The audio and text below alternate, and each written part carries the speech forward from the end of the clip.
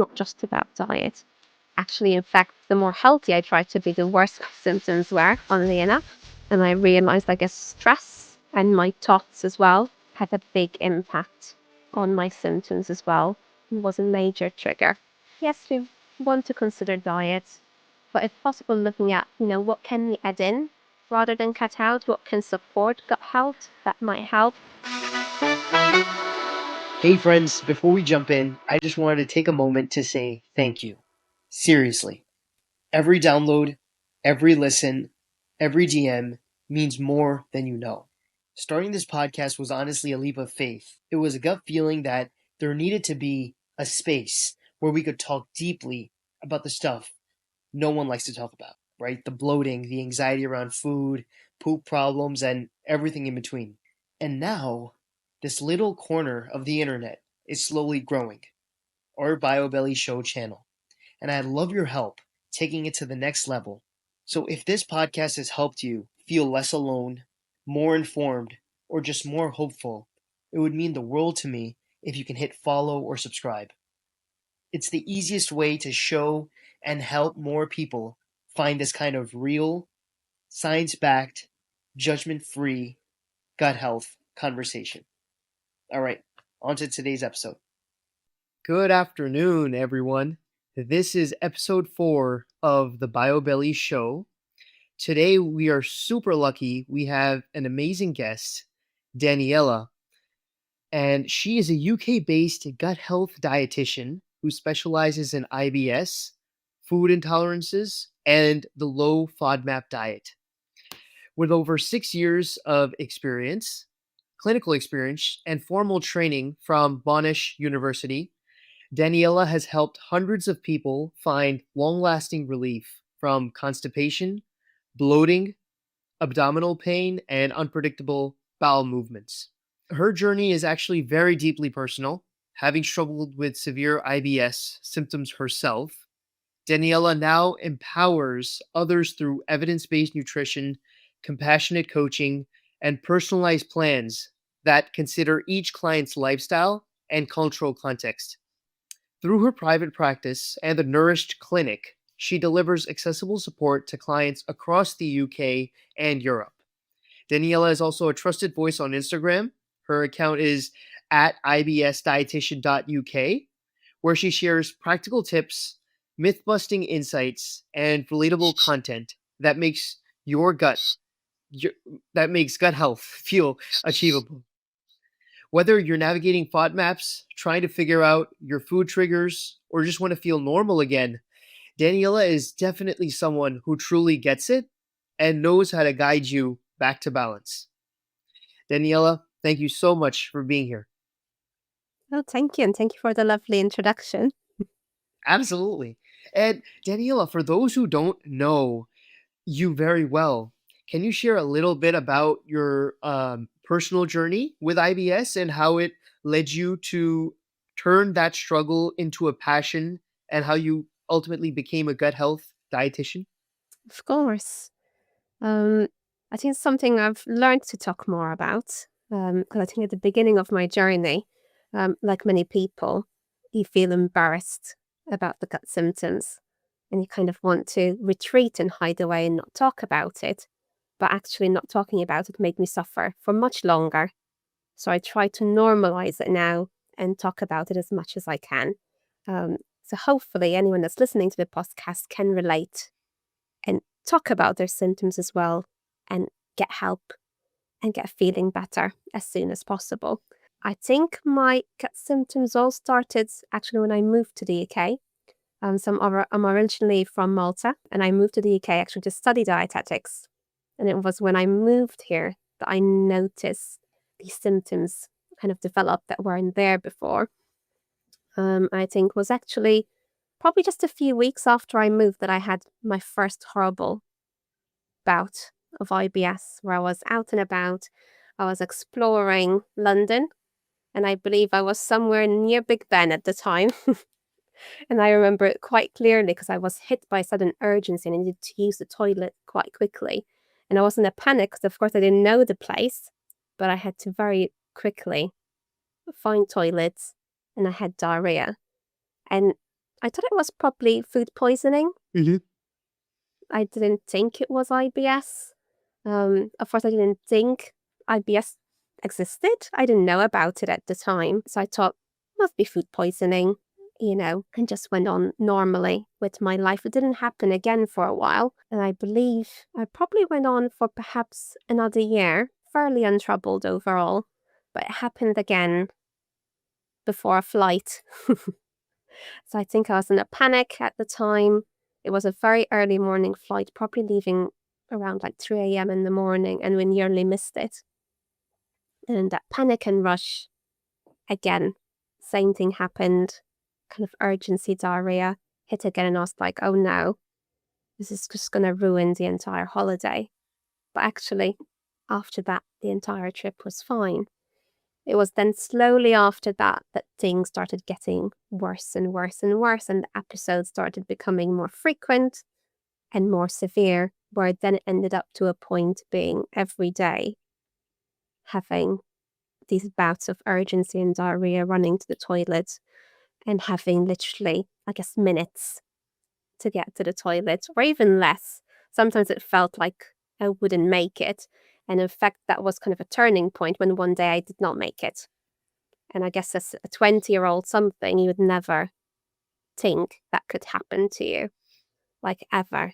So it was, I think, after that point that I was like, I have to do something about this. But at the same time, it was incredibly embarrassing position to be in. And I didn't want to tell anyone because I didn't think anyone would understand. And again, he'd be like, oh, this horrible symptoms that, she's experiencing. Plus, it's a bit of a poo taboo that you're not meant to talk about Right. poo. That's something private. No one should talk about it. And I think it was only a while later when I was at university and we had a lecture on IBS. And I was sitting there thinking, oh, this sounds like me. And I was like, so maybe I can do something about it. So I went to see my doctor because it was all about, oh, you have to get a diagnosis. So I went to the doctor, which sadly was very unhelpful. So I'm not sure across the world, but here in the UK, you get 10 minutes with the doctor, and that's all you get. If you want to discuss other things, you have to book another appointment. It's very difficult to get an appointment in the first place. So kind of once you get there, you're hoping that, you will get help and support. But instead, kind of, they were quite dismissive and said, yeah, it sounds like IBS, No tests. It's probably just that. No tests, nothing was offered, no tests, no support, nothing. I was just told, it's probably IBS. Just maybe take some Buscopan, that might help, and on your way you go. Of course, having listened to the lecture, I knew what the guidelines said, and I knew what tests needed to be done. I didn't bother, with GP anymore, and I got tested privately. Luckily, back in Malta, it's quite cheap to get tests. So I was in a fortunate position in that case where I went and I said, I want these tests done, and got, all the tests to rule out other conditions like celiac disease, inflammatory bowel disease, and everything came back negative. And then, of course, I started doing lots of research around, okay, what is the evidence behind treating IBS? What could I do to change? So I looked into, diet for IBS. And I was studying diet after all. And, a lot of the first line advice I was already doing. I had healthy diet, healthy lifestyle. Actually, in fact, the more healthy I tried to be, the worse my symptoms were, funnily enough. And then I decided to try the FODMAP diet because that was the next step in the process. And I will say within a couple of days, definitely less than a week, I was symptom-free. So the bloating was gone. I was no longer running to the toilet after everything I ate. I was no longer in pain. It was life-changing, I guess, to see such relief so quickly. So that's, I guess, the start of my journey. But kind of from there, through, I guess, all my negative experiences, I had developed lots of anxiety, around food, around going out, around traveling. So even though I knew what to do diet-wise, even if I stuck to low FODMAP, sometimes there were still random episodes where symptoms would reoccur, which then led me down to also look at the lifestyle side of things. How do other aspects also impact gut symptoms? It's not just about diet. And I realized, I guess, stress and my thoughts as well had a big impact on my symptoms as well. It was a major trigger. So then I started also addressing that side of things and slowly working to address, I guess, all aspects and get all pieces of the puzzle in place to get relief. And I guess now, how many years later? I think now probably about 12 years on from when all that happened. I would say I eat most foods. I have a varied diet. I go out, I travel.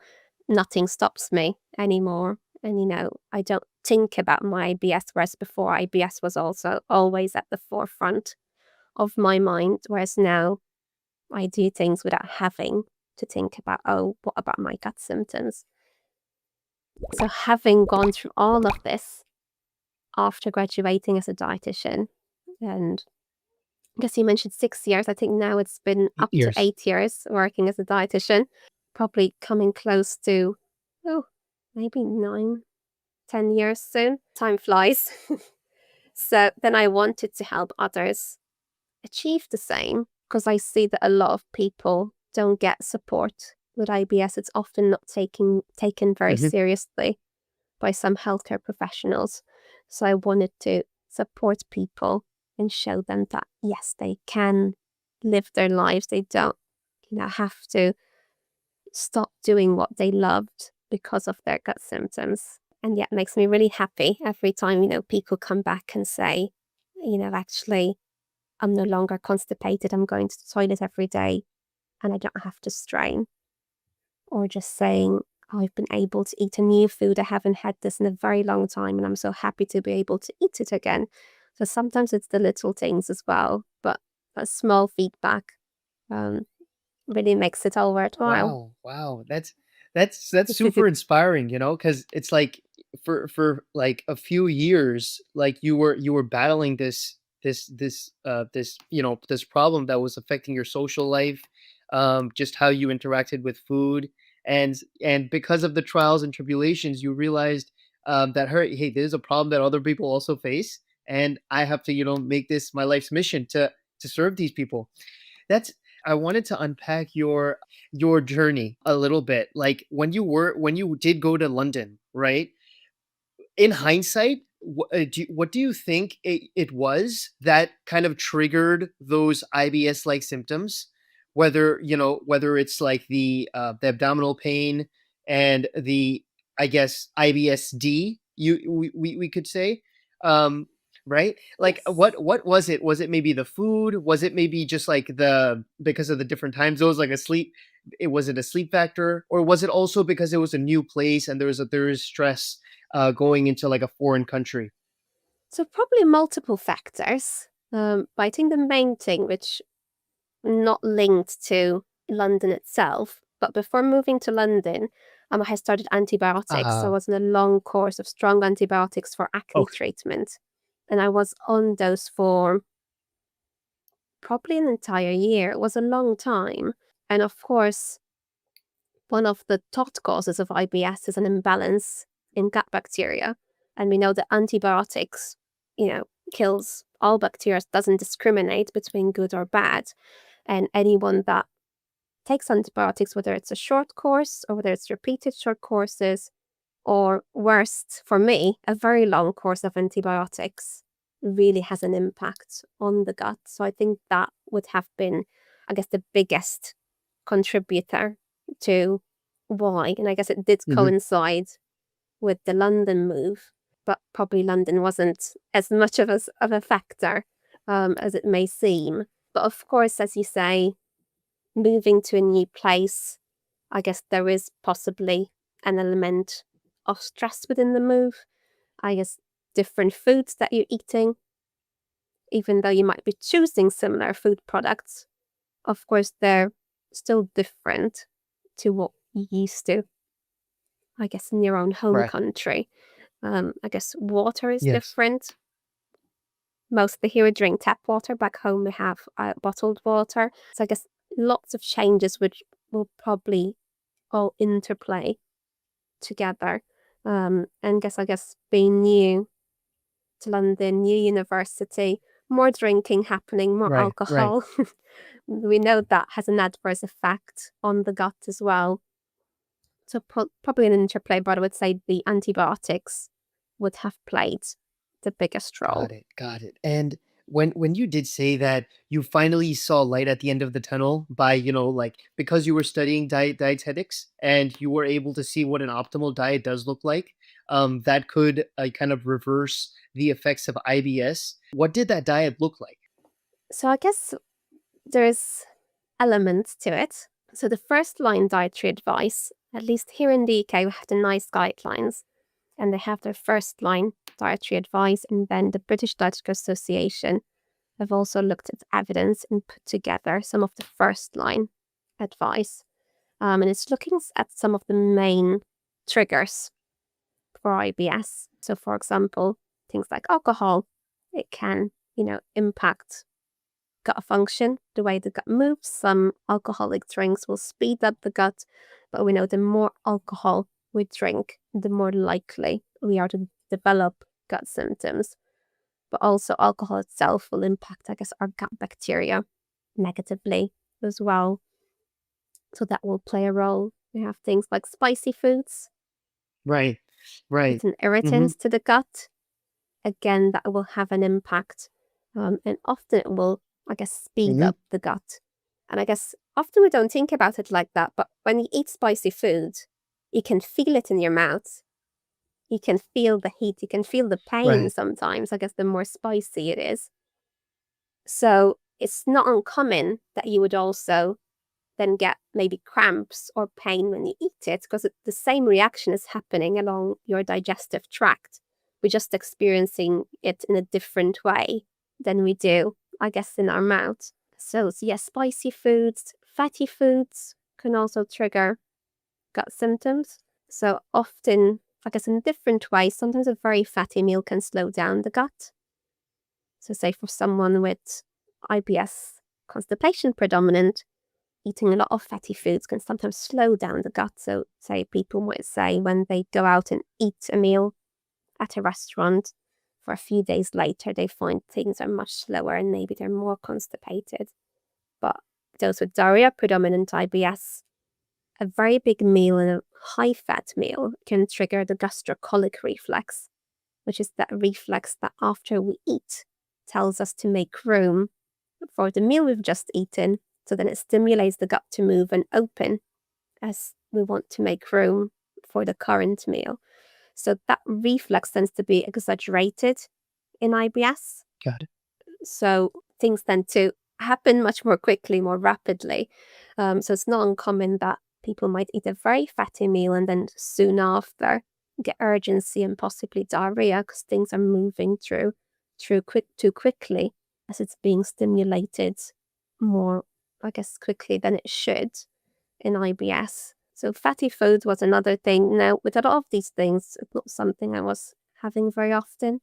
I guess even with the alcohol, Right. I guess I wasn't drinking every day. So I wasn't doing these things on a regular basis. Then it was other things like looking at your fiber intake. So you want a good fiber intake, but also looking at the types of fiber in the diet. So insoluble fiber, the one that doesn't break down too well. So things like if we're talking raw salads, all those leafy vegetables, anything like celery that's quite fibrous, all that kind of remains undigested and can stimulate the gut to move more as well. Those things I was doing, I was having, lots of vegetables, lots of salads, all the healthy things, which, I could have possibly tried to make changes in my fiber intake at the time. And then I guess the big thing was I guess then the low FODMAP diet, looking at the highly fermentable foods and foods that will be pulling water into the gut as well. So I guess for FODMAPs, I guess if listeners don't know, it's a protocol really. It's not a forever diet. So it's an elimination and reintroduction diet whereby you reduce your intake of fermentable carbohydrates for a short period. So it could be anywhere from 2 to 8 weeks possibly.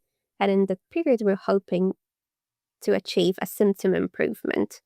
So by having less of these fermentable carbohydrates reaching your large bowel, there's going to be less fermentation. If there's less fermentation, there's going to be, I guess, less gas production, less bloating, less abdominal pain and cramping as well, less wind. But FODMAPs also pull water into the gut, and it's that water rushing in that triggers that urgency and diarrhea or the looser kind of stools that are not holding their shape. So if we reduce the amount of FODMAPs we're eating, automatically all these symptoms should improve.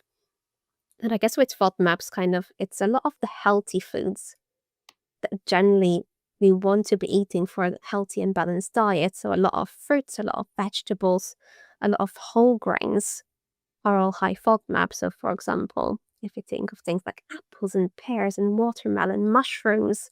So I used to love mushrooms. I used to eat big mountains of them.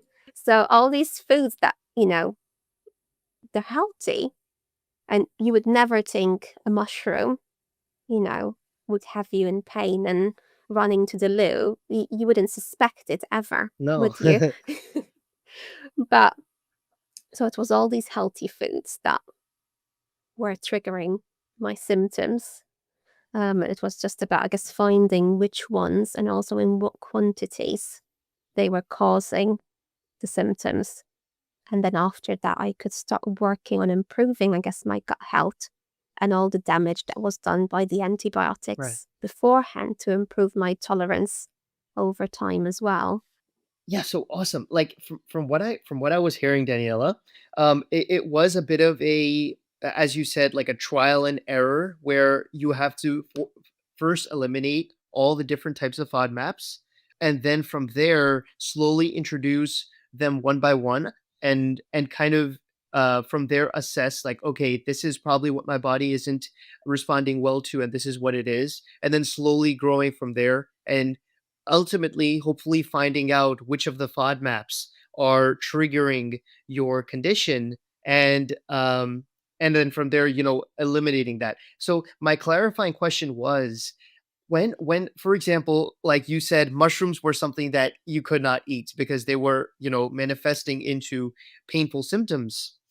Is it that you have to kind of tell yourself that, okay, this is a type of food that I have to kind of shun my body from, I cannot eat it? Or is it that our body is it's like you kind of have to give it like small doses of mushrooms over time, and it can slowly build that tolerance up to be able to handle that food?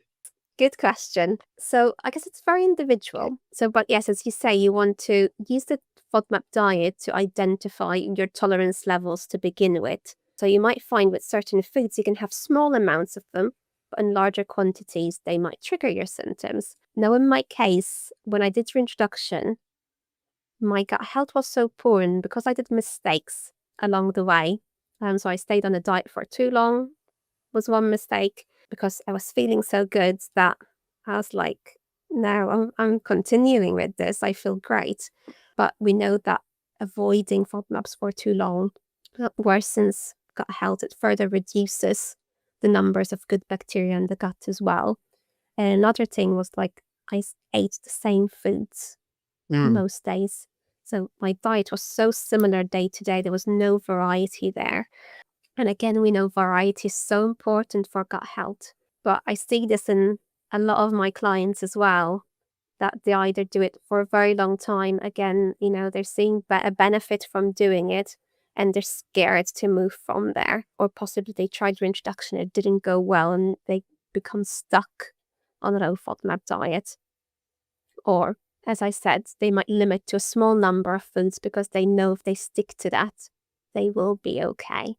And of course, when you're busy, when you're working, when you have a lot going on, maybe you can't risk, having a bout of diarrhea in the middle Right. of your workday. And then you do these sacrifices. But it's very important, I guess, to move away from there and have a nice balanced diet. So we want to, I guess, work on gut health. So taking a bit of a roundabout way to get to answering your question. But just to say, when I did the challenges, I failed all of them because of these mistakes. So then I had to have a much harder job. My gut health was already poor to begin with after the antibiotics, but now I had sort of made things even worse. And I had to start working on addressing my gut health and improving, the numbers of good bacteria in my gut as well. So I had to, start increasing the variety of foods in the diet. So getting more variety in there is so, so important. So even on a low FODMAP diet, there's so many different plant foods that are low FODMAP. The fruits, vegetables, whole grains, even pulses. There's so many that are low FODMAP. So it's very easy to still get a great variety of plant foods. So I guess if, you're having vegetables, you want to aim for a mix. If you're having nuts, don't just choose one nut. Have a mix of nuts together. Buy separate bags, mix them together, and then grab a handful. And you're already then getting, say 4 different plant foods in one handful. Likewise, say I make my own granola and I try to buy different grains to make it. So I use oats and say I use buckwheat and I use millet and I mix them together. So then, I'm still having just one breakfast cereal, but I'm getting 3 grains in there. Now again, seeds, you can have a mix of seeds instead of say just some flour seeds. So little things to start improving gut health. Even when you're doing the low FODMAP diet, it's possible to start working from it from the very start. And then with, I guess, the groups that maybe you do react to, as you rightly said, yes, you can improve your tolerance. So I have worked on improving my tolerance to several high FODMAP foods, which is why now I can tolerate most of them. So say with something like avocado, for example, I used to start with a low FODMAP serving. That was okay. Then I upped it, fill it a bit more. That was also okay. Then I tried upping it further. Got some wind, but nothing too horrific. So I was like, yeah, some wind is fine. It's a sign that you're feeding the gut bacteria. So as long as it's not causing discomfort, that's also okay.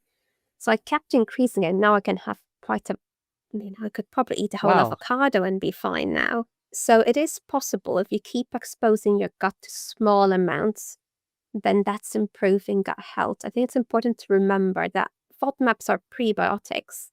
And what prebiotics mean is that they're food for your gut bacteria. So you don't need to rush out and purchase like some fancy prebiotic supplement. You have prebiotics in your house. They're easily available to you. You just need to introduce them in small doses that you can tolerate and then gradually keep building that up to get to, a standard serving. And, you might get a setback along the way. You might increase it and then get some symptoms, but then you can reduce it again to your tolerance level and try again down the line. And I guess tolerances change over time. So what the answers you get in introduction are valid at the time of doing that introduction test, but it is advised to repeat that again. So if you did try, say, to introduce onions and you didn't tolerate onions, 6 months later, try again. See how it goes. Do you still react to them in the same way? Or has your tolerance improved over time? Can you bring it back? So it will vary over time. but definitely so possible to improve your tolerance as Got well. it. Well, that's hopeful, right? Because all of a sudden, if someone were Mm. to have an issue with the food, it's not that you can't have it anymore. It's that you're gonna have to slowly work up to it. And so specifically mushrooms, is that something that still bothers you, or is it easy now to to digest? So I guess with all foods, they are a bit on a Right. spectrum. So with most foods, it's not just high FODMAP, low FODMAP, but most of them will have a low FODMAP serving, then in larger quantity becomes moderate, and an even larger amount it becomes high FODMAP.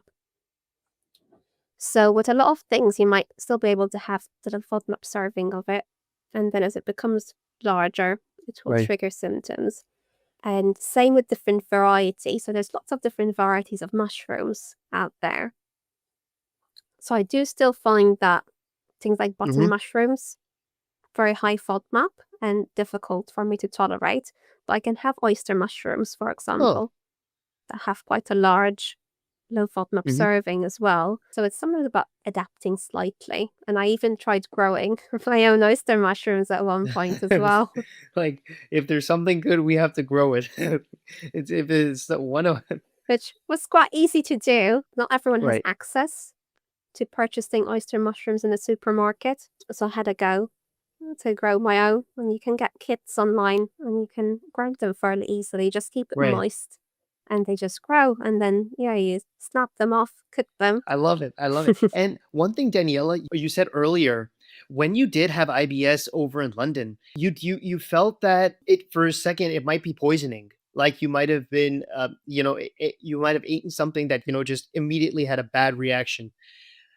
How do you know, like, if a person were to come to you and say that I feel like I had poisoning, how would you be able to Mhm. decipher whether that was indeed like a food poisoning or it was like an IBS symptom?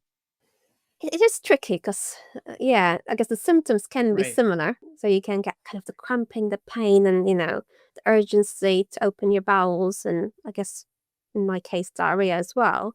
So I guess you're like, was it not? So I guess there can always be, a query of was it food Right. poisoning or not. But I guess if it keeps Mhm. presenting over and over again, then you can't possibly be getting food poisoning that often, isn't it? So I guess the criteria for the diagnosis of IBS, kind of after they've ruled out other conditions, there's a specific criteria put together by the Rome Foundation, which is the Rome 4 criteria, which generally states that you would have abdominal pain at least once a week for 3 to 6 months. And that abdominal pain would generally be associated with, say, a change in your bowel habits. So, say, suddenly, experiencing more diarrhea or perhaps becoming more constipated or perhaps varying between both, but I guess veering away from what your normal usually is. Possibly the abdominal pain resolving, after you've opened your bowels. And then I guess the frequency of how often you're going as well might change. So you might be going less often than usual or going way more often than usual. So that generally helps guide the diagnosis as well. So if they had a once off episode, then you're like, okay, probably, food poisoning, nothing to be concerned about.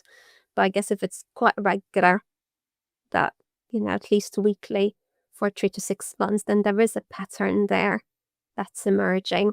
And I guess generally I would want to find out, what happened before, what was the usual routine, what's changed, trying to get an idea of, what might be the cause behind this. Earlier, Daniela, you were talking about how fiber is super key. But sometimes what I notice, right? Because it's interesting. I read these Reddit threads, and these people Mm, are professing like how IBS is so just debilitated their social life and given them a lot of anxiety as to what they can eat. And they actually ask on the Reddit page, like, "Hey, what diet should I hop on? Like, what is something that I should consider to like get these symptoms to improve?" And one of the common things that is usually prescribed which doesn't really exactly resonate with me, is like this carnivore diet, strictly because I Hmm. feel like I don't know if the carnivore diet has the like the fiber content that, dietitians like yourself recommend us having. What's your take on that? Like specifically the carnivore diet? Interesting question. And I think I did an Instagram reel about this um, a while back as well, because I had some people that have tried the carnivore diet and come to me after trying it saying that it did work and their symptoms did improve. And of course, if you do cut out all carbohydrates, you've cut out the FODMAPs essentially. So it does work because you're cutting out all carbohydrate. And if that's your trigger, if FODMAPs are the trigger, you will see an improvement. Of course, the issue being it's not a balanced diet. And we know that a diet very high in protein, rich in meat, especially rich in red meat, increases inflammation in the gut. The lack of fiber also will have a negative impact on our gut bacteria. So overall, you're increasing inflammation in the gut and increasing the risk of bowel cancer as well through doing that. And of course, I guess it's a boring diet. And I guess the patient who I've seen that have done it also said they couldn't stick to it because it was so restrictive. And then, again, it's still affecting on socialization.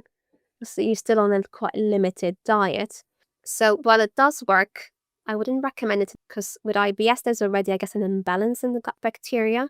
And now you're cutting out all fiber. So you're depriving the bacteria that's Right. left of any nutrition whatsoever.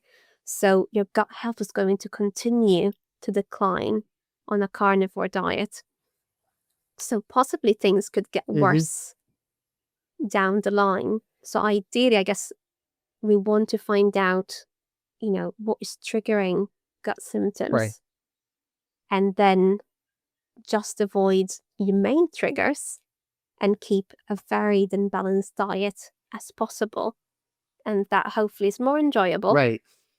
And also, allows you to live a good life as well, where you can socialize without being the person saying, I only eat meat. Right. Or, We're having falafels here. So you want to have, I guess, a diet and lifestyle that is the least Right. restrictive possible, that not only supports Right. your gut health, but it's good for your mental health in general. You should be able to enjoy your food and not, be thinking and questioning what you eat all the time as well. So yeah, my aim is usually to get people enjoying their food again. I get a lot of people saying that, they're no longer enjoying food because they're worrying about what Right. they eat all the time, or, they're questioning every mouthful. They're not sure.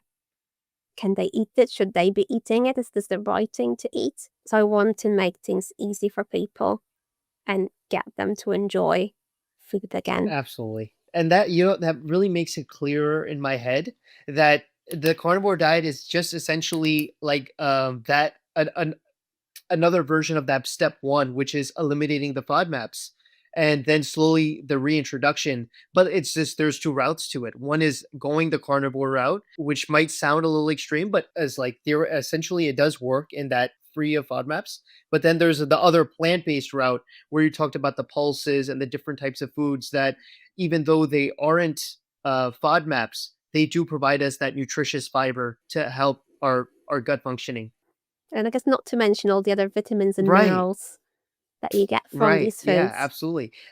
And earlier you were mentioning, Daniela, about these prebiotics that they're just in kind of like just in our house, in our kitchen, if we do find them, and we really don't probably need to go out and buy supplements for prebiotics. I was wondering your take on that, like supplements in general in the prebiotic and probiotic space. Is it common that you, or is it often that you would like, prescribe one of your clients a probiotic or a prebiotic? So I'd say I'd never prescribe prebiotics, just because, we can Right. eat food cheaper as well. And like I said, a lot of prebiotic supplements are high in Oh, FODMAPs. okay. So often they can trigger gut Interesting. symptoms. Whereas diet-wise, we can be more selective and we can look at the quantity as well to make it more tolerable for an individual that has IBS. So say inulin, for example, is a prebiotic.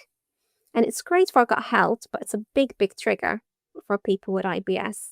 I don't think I've had a single person I've worked with where they could tolerate inulin without getting, significant gut symptoms afterwards.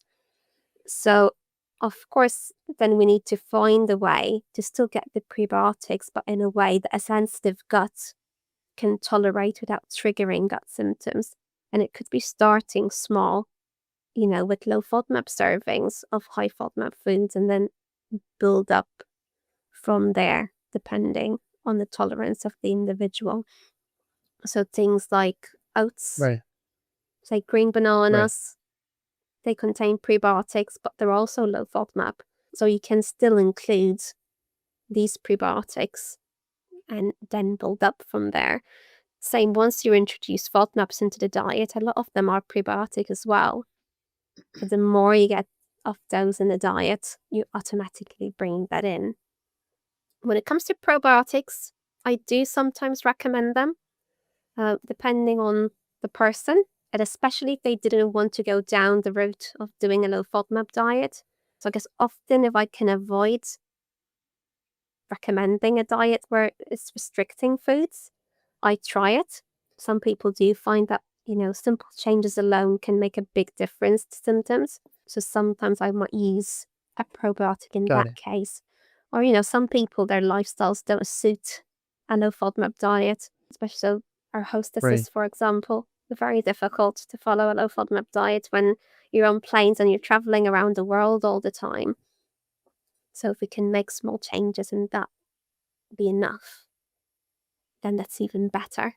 But there's so much on the market, so many probiotics, and I guess not all of them are evidence-based. Some of them are just a bunch of random strains that have not been shown to, I guess, help with gut symptoms. Others perhaps have been shown to help with something else. So it's not just about, I guess, picking up a random probiotic off the shelf either. We need to choose the right type of bacteria and also in the right quantities that has been shown. If you take that in that quantity, it will deliver the result that you want. So say some of them might be more helpful with constipation, others might be more helpful with abdominal pain, others might be best for diarrhea, for example. So we need to choose the right probiotic for the individual as well. So I will generally look at that based on the assessment that I do and recommend, the right product for that person to try. And usually you'd need to try it for at least 12 weeks to really see whether it works. Now, I guess there's lots of supplements out there, but our guts are even more unique than that. So even though a probiotic might have some evidence that it helps with symptom improvement that that person is looking after, it could still be that it doesn't work for them. So our guts are so unique that, that those type of bacteria might not be the ones that your gut needs. It could be something completely different. So sometimes diet is the best approach, kind of getting that variety. So then your gut can decide, what bacteria to help thrive rather than giving it something else that possibly is not helpful. Understood. I'm just trying to sink that in. Yeah, that's key.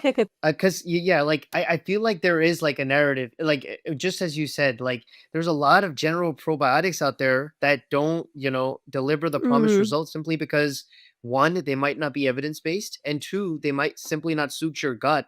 And ultimately, what that does teach us, specifically for point two, that even if it is evidence based and it doesn't suit your gut, it does ultimately culminate into a trial and error for everyone. Like you have to try it for maybe consistently for a few weeks, and if it does manifest into a positive effect, then that might suit your gut. Definitely. So usually I guess trying for minimum 4 weeks, ideally 12. Then after that, if there's no benefit, they can discontinue it. But usually the effect will wear off after 2 weeks. So they can always see how they feel, 2 weeks later, did the symptoms suddenly get worse? So maybe it was doing something. We just haven't noticed over that period. But if there's no difference, then you can either continue without a probiotic or try a different one that has a different type of bacteria and see perhaps if that's more effective. Got it. Got it. And Daniela, outside of diet, right?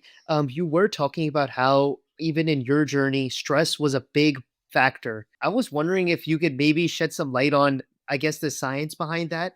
Why is it that like having stress manifests in how like our bowel movements operate? Like you would think like there were kind of two different zones, but somehow like the stress we have, it does manifest into like we can't go to the bathroom as well, or like we can't interact with food as well. I was Mm, wondering if you could teach us a little bit about that. definitely. So I guess not just stress, but I guess mental Right. health in general is important and can have an impact. So IBS is known as a disorder of gut-brain interaction, which what that means is that I guess gut and the brain usually communicate with each other all the time. So they're constantly talking, but it's a bit like they talking in a different language when it comes to Okay. IBS. So even though I'm telling you something, you're replying back, but saying something that has nothing to do with what I just said. So as a result, the gut starts, not functioning as it should. So even though everything looks normal, all your tests came back normal, the gut says moving too quickly and giving you diarrhea. And it's because of that miscommunication. Now, I guess our mental health, how we feel, we know that there's studies that people with anxiety, depression, they're more likely to have IBS and more severe IBS, likely with, stress. That can be a trigger as well. And again, it's because it's affecting, I guess, the gut brain communication. But there's also, I guess, some studies that show that it affects your gut microbiome as well. So the bacteria in your gut are affected, and stress can also cause, I guess, in our gut, we have kind of like a Mhm. wall that can let things through and not let things through. So when you're more stressed, that becomes more leaky and it's letting more things come across, things that shouldn't be getting across, but it does become more leaky with stress as well. Plus, when we are stressed, it initiates what we call that fight or flight response, which is very helpful if you're a caveman and trying to escape from a predator. But nowadays, the things that are causing us stress, we don't need to run away from, even though we Right. might want to. We Right. don't need to. So it could be a deadline at work, or maybe financial problems, or a family dispute. Lots of things can cause us stress. But when we're stressed, our body redirects its attention away from the gut and to other areas in the body. So like your heart, your lungs, your brain, because it wants you to be, ready to go, ready to fight, ready to do something, but away from the gut. And if we're redirecting all our energy away from the gut is not going to function as well. And I guess we live stressful lives nowadays. So you could go through all the day constantly on the go. You might be dropping the kids at school, rushing in the morning, then getting to work, working through the day, sometimes not even stopping to have lunch properly, eating at the desk, work, work, work. Then, after work again, maybe you need to get the kids from school again or from after school club, rush home, you're preparing dinner, you're doing different things, before you know it is 9 o'clock. You might not see this as stressful, but actually there's not been a moment in the day where you've allowed your body to relax. So sometimes when I speak to people, they're not like, I'm not stressed. Because, we can think of stress in a certain way, but stress can be anything that's putting, a pressure or a toll on your body. Even like a very hot day is Right. stress on the body. Having a cold is putting stress on your body. So all these things are a source of stress, whether we might not perceive them as very stressful, but they're still putting stress and strain on the body, which can then trigger IBS symptoms. Of course, the more severe the stress, probably the worse the symptoms will be. but even just a very intense lifestyle where you're not allowing yourself, time to rest, time for yourself, it's still placing a level of stress on you every day. I guess for those individuals that perhaps notice their symptoms are worse during the week than at the weekend, or when they go on holiday, all the symptoms go away, symptoms disappear, they can eat whatever they like. And that clearly shows that, the level of stress day to day, whether, you're realizing it's there, Right. it is Yeah. there, it is having a big impact. Now, of course, we can't avoid stress Right. completely. So what can we do about it? I guess is the next thing. So if you realize there is stress, we need to do something. How can you break that cycle? So we're in the fight or flight mode. When that happens, for some people, the gut will slow down and will cause constipation. For other people, the gut will speed up and get diarrhea. And sometimes there are differences in what will happen depending whether it's an acute stress or whether it's a chronic stress as well. So some people might notice there is a change there. So how can we break it? Of course, if it's, say as simple as actually realize you're not giving yourself any time to rest, then it's about starting, I guess, to introduce times in the day where you are being mindful, stepping away from the desk at lunch and having a nice lunch break where you may be eating food with your colleagues, having a chat, disconnecting from the work. Then that's allowing the body time to, relax, decompress. So making sure you are repeating that throughout the day and having good moments for yourself. If the stress is acute, or say in moments where the urgency hits, and you're like, oh my God. And of course, the stress levels are rising when that happens, panic is setting in. I love diaphragmatic breathing, or also called belly Okay. breathing. And I have a video of this as well on my Instagram and Facebook accounts where I'm showing how to do the belly breathing. But when we're in that stress state, we take shallow breaths through our chest. Whereas with the belly breathing, we're breathing into our bellies. So we're probably expanding our lungs and pushing our diaphragm down and really taking nice deep breaths. And when you do that, you also massage the vagal nerve, which connects the brain and the gut. And it's sending signals that you don't want to be in that fight or flight mode, but you want to enter what we call the rest and digest state. So that can be something easy. It's free to do. And even if it's just say 5 minutes or just a few breaths, just a couple of minutes, it can help to start, switching off one response and starting another one. So it could be, doing it every day before you sleep. It can also be helpful to help you relax and have a better night's sleep as well, because you're getting in that restful state. Or sometimes it can be really good to practice before eating a meal. Just a few breaths before a meal to send messages to your gut. We want to be in that state that helps us digest food better. So signaling the gut what to do. It's struggling on its own, so we're giving it a helping hand.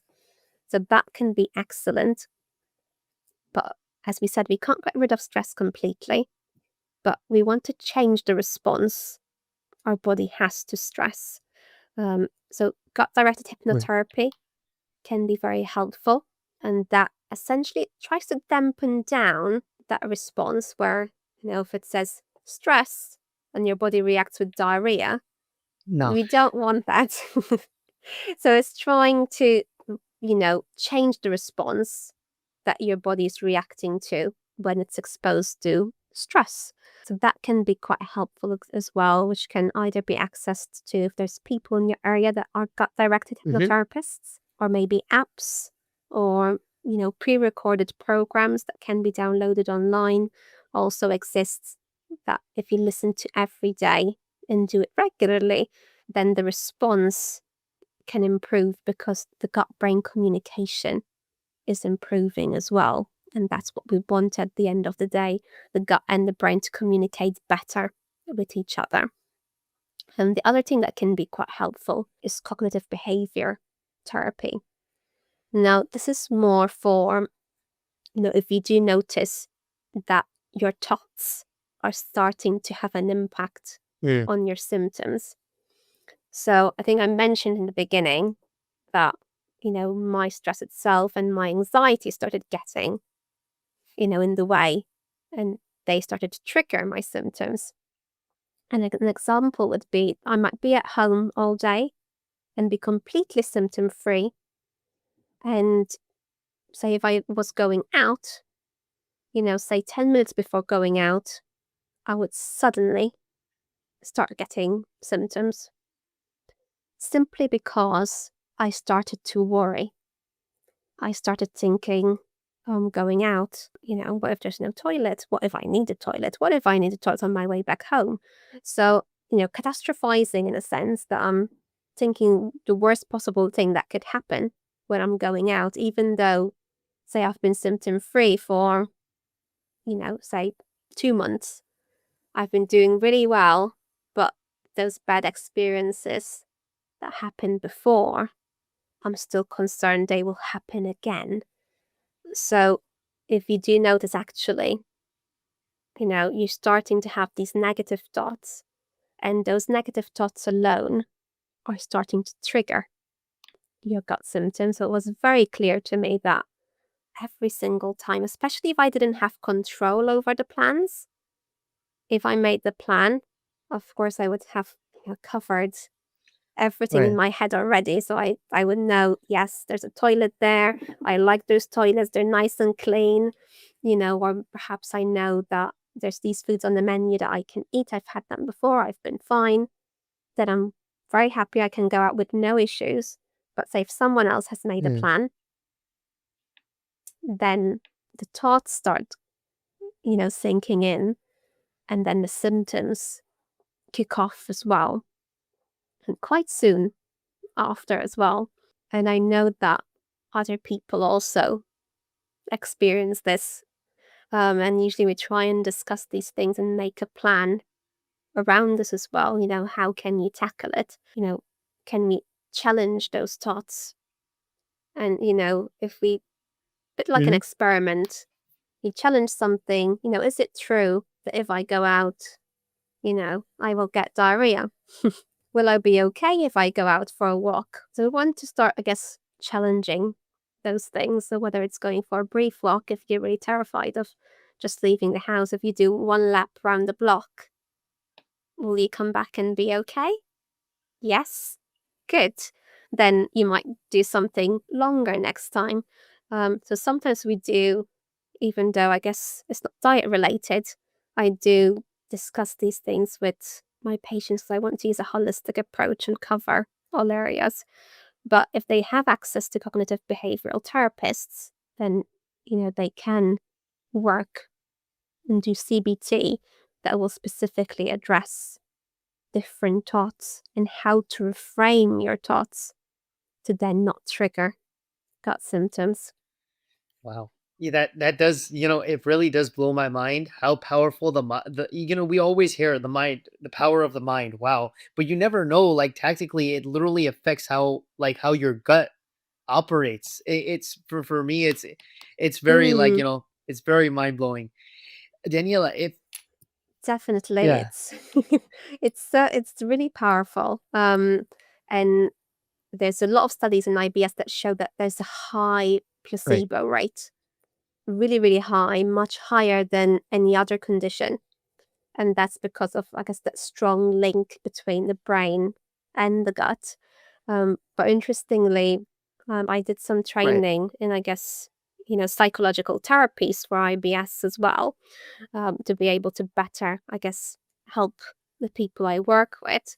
And through the training, the trainer said to us, imagine your partner just texted me to say that, they just discovered that They were being really itchy, and they just found out, there's bed bugs. So, the bed is covered in bed bugs and you need to do something about it. But they wanted to let you know because you might have been affected as well.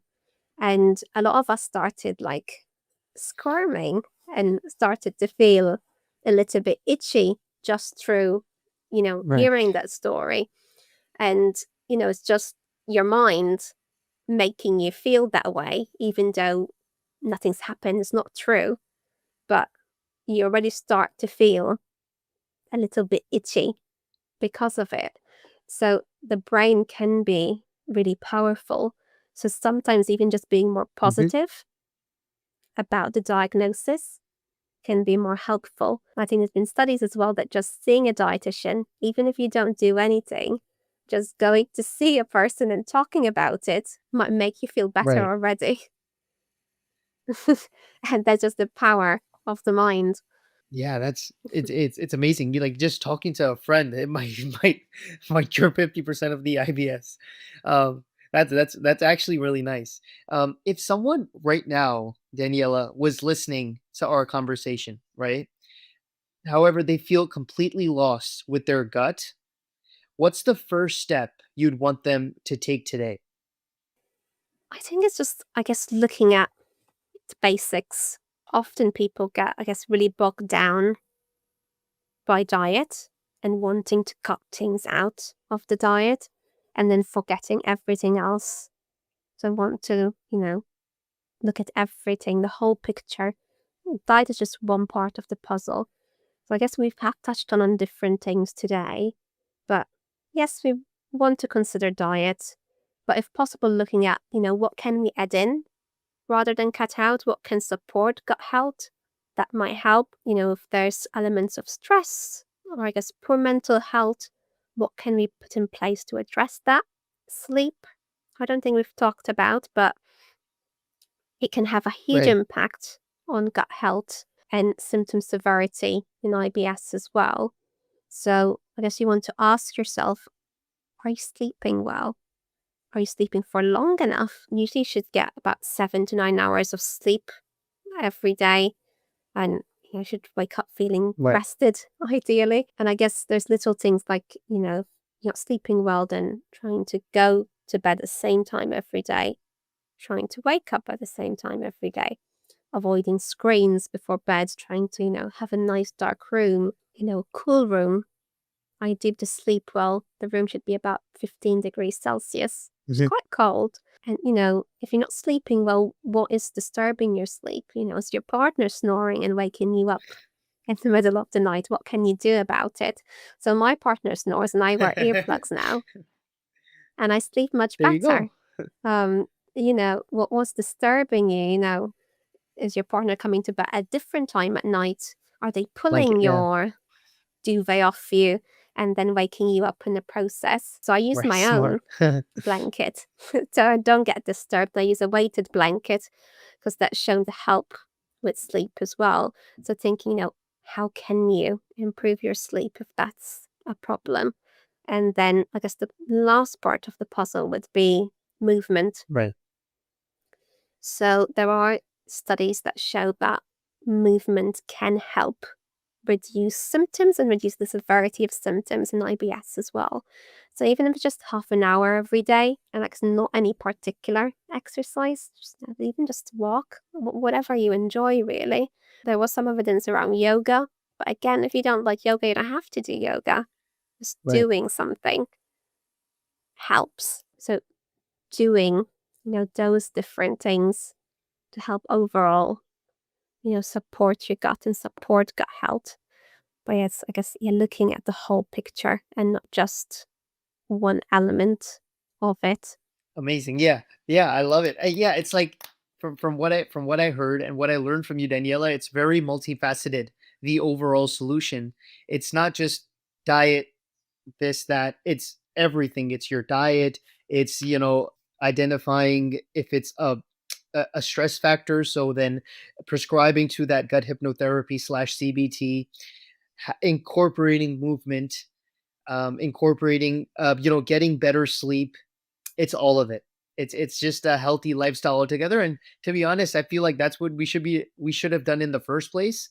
So a part of me feels like this whole thing could probably just be our body telling us, or body conveying us signals to, revert back to the right way to live. Yeah, definitely. I think kind of, yeah, we don't think about these things often. Kind of, yeah, we do, yeah, lead very busy lives, sleep less and do all these things, which, they're not supporting overall health anyways. So definitely, I guess you do get messages from your body. The body can only communicate by, you know, making a Right. physical change, something happening. So yeah, kind of there are signals from your body that you need to do something about it. And it's always worth starting with the basics. And I do have a free guide that covers all the basics that, people can just download. I'd love that. Like if you could share that, I would love to, share it with the listeners. It was actually to my last point. First, I wanted to say thank you so much, Daniela, for your time. It was very sweet of you. I know we went way over time that I asked for. I'm really very grateful. Uh, No worries, I warned you about it. I could talk for hours and well, that hours. means that you are in the right business, because I mean, like, if you are that passionate about it, that means that your clients are very lucky, to say the least. Um, to final to as a final question, I wanted to ask where people can learn more about you and get and about your work and get support from you directly. Yeah. My Instagram, so I guess lots of free Hmm. content on there, but people are always welcome to Hmm. direct message me on Instagram. I'm also on Facebook as well, which is IBS Hmm. Dietitian UK. Again, if people are not on Instagram, they can reach out on Facebook if they like. It's the same content goes out on both channels anyway. And then the website, Right. thenourishedclinic.com. So I do have a free blog on there as well. So lots more free information. But if anyone wants to work with me, they can always book a free discovery call as well through my website, and we can chat.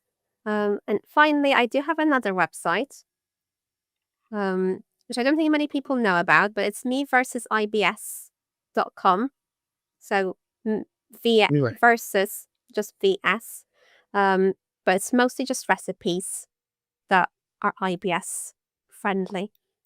And there's not many people know, but long ago, before I decided to become a dietitian, I wanted to become a Ah, chef. nice.